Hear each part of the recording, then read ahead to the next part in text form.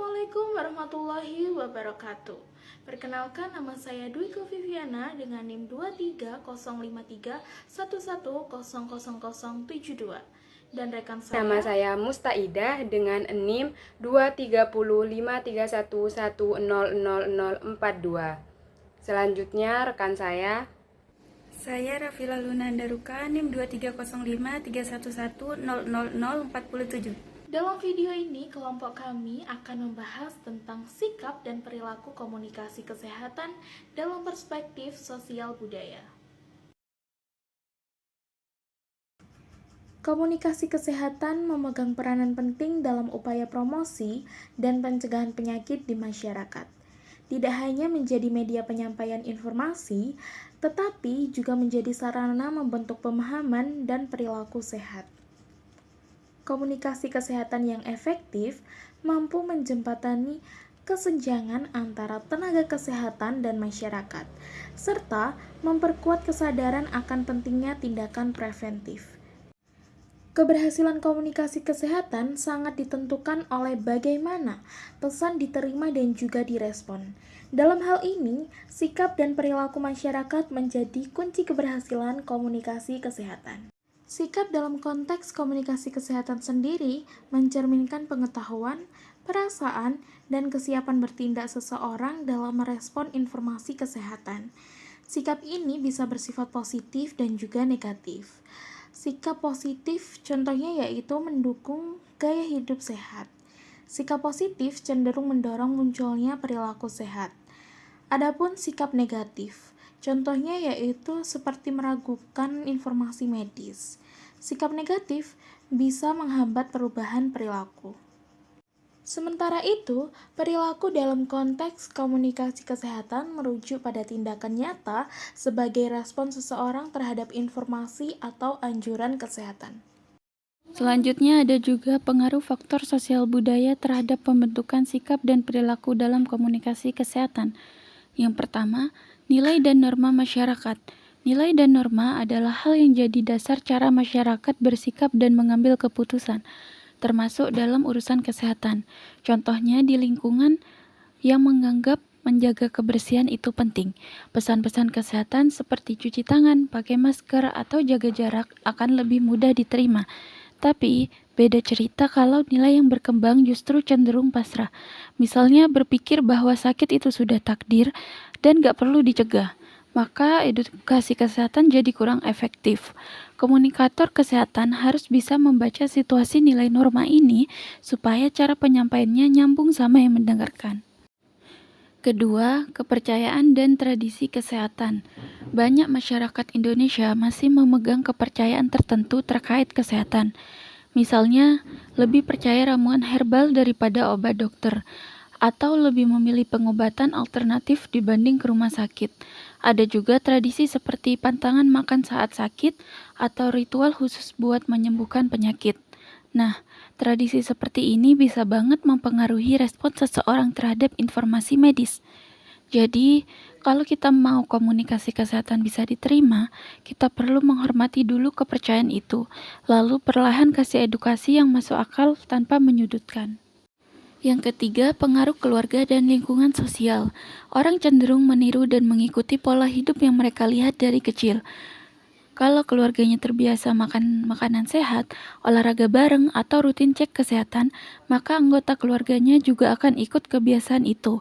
Tapi kalau dari kecil terbiasa makan sembarangan, jarang olahraga, dan cuek sama kesehatan, maka perubahan perilaku jadi lebih sulit. Lingkungan sosial juga punya peran yang sama kuatnya. Misalnya, kalau teman-teman atau komunitasnya mendukung hidup sehat, biasanya seseorang akan lebih termotivasi. Maka komunikasi kesehatan yang melibatkan keluarga dan komunitas akan jauh lebih efektif. Berikutnya ada tantangan komunikasi kesehatan akibat perbedaan budaya. Komunikasi kesehatan menghadapi berbagai tantangan yang dapat mempengaruhi efektivitas penyampaian informasi kesehatan pada masyarakat. Berikut ini adalah beberapa tantangan utama yang dihadapi. Yang pertama yaitu penyebaran misinformasi dan disinformasi.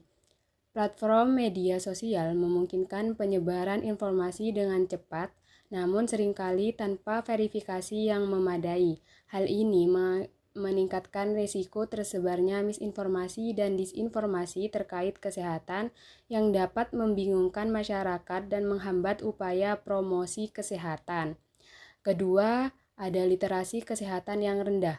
Tingkat literasi kesehatan yang rendah di kalangan masyarakat dapat menyebabkan kesulitan dalam memahami dan mengevaluasi informasi kesehatan yang diterima melalui media sosial.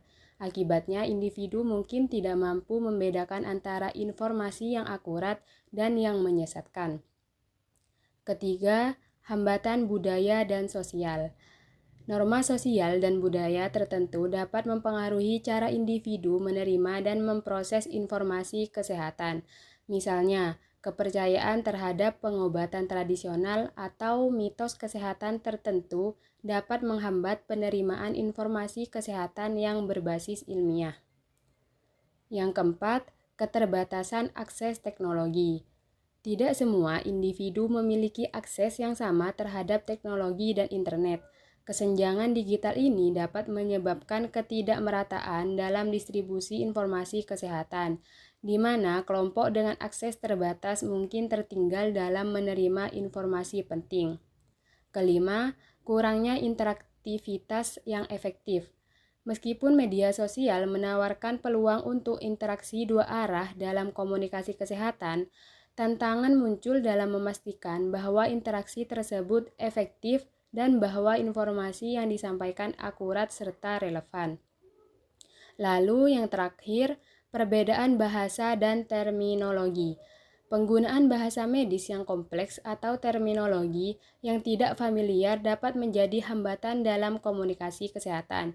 Individu mungkin kesulitan memahami informasi yang disampaikan jika bahasa yang digunakan tidak sesuai dengan tingkat pemahaman mereka. Lalu berikutnya ada strategi efektif dalam komunikasi kesehatan berbasis budaya. Komunikasi kesehatan yang efektif memerlukan pendekatan yang mempertimbangkan nilai, norma, bahasa, dan kebiasaan masyarakat setempat. Berikut ini adalah beberapa strategi yang dapat diterapkan dalam komunikasi kesehatan. Yang pertama yaitu memahami karakteristik sasaran komunikasi. Sebelum menyampaikan pesan kesehatan, penting untuk memahami karakteristik sasaran seperti usia, pendidikan, pekerjaan, serta nilai dan norma budaya yang dianut. Hal ini memungkinkan penyesuaian pesan agar lebih relevan dan mudah diterima oleh masyarakat. Kedua, menggunakan bahasa yang mudah dipahami. Hindari penggunaan istilah medis yang kompleks. Sebaliknya, gunakan bahasa sehari-hari yang familiar bagi masyarakat setempat untuk memastikan pesan tersampaikan dengan jelas. Ketiga, memilih media komunikasi yang sesuai. Pemilihan media harus disesuaikan dengan pola perilaku, sikap, budaya, dan letak geografis sasaran. Misalnya, di komunitas dengan akses terbatas ke media digital, pendekatan tatap muka atau penggunaan media cetak mungkin lebih efektif. Keempat, melibatkan tokoh masyarakat atau pemuka adat. Tokoh masyarakat memiliki pengaruh signifikan dalam komunitas. Melibatkan mereka dalam program promosi kesehatan dapat meningkatkan kepercayaan dan partisipasi masyarakat. Kelima, menghormati nilai dan praktik budaya lokal. Penting untuk menghormati dan jika memungkinkan mengintegrasikan praktik budaya lokal dalam pesan kesehatan. Hal ini dapat meningkatkan penerimaan dan efektivitas komunikasi.